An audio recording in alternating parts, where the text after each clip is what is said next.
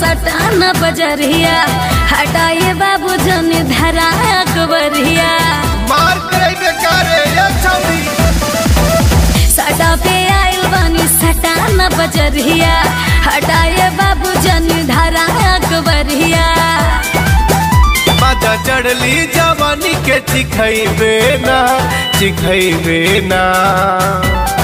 हमनी के खुश करके जाइबे ना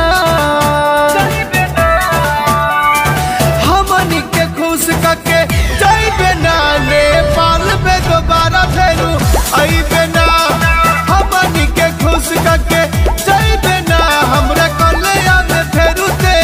आइबे ना बुझले।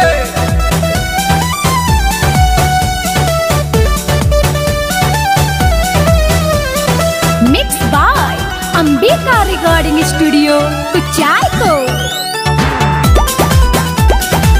पूरा ना होई तो हर मनवा के इच्छा चलो ये जान तनी रौटी के पीछा चलो ये जान तनी रौटी के पीछा काहे चढ़ेला ये सटे जवाब पे फान के अपन धन नामे कदहे जवान के नॉनसेंस कहीं का हमरा जैसन दीवाना ते पैबे ना अरे पैबे ना अरे चुप अरे लइकन के खुश करके जाइबे ना क्या बोला फिर से बोल हमनी के खुश करके जाइबे ना नेपाल में दोबारा फेरू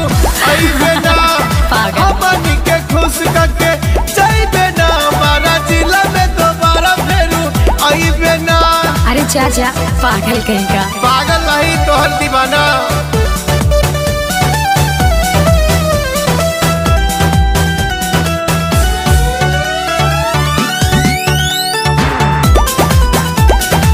नाया बाबू तोहरा बात में ना आए जहाँ जहाँ जैबू हम आएम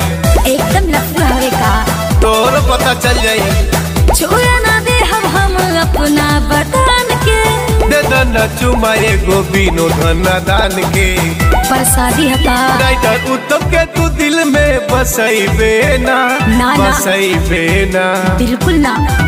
हमनी के खुश करके जाइबे ना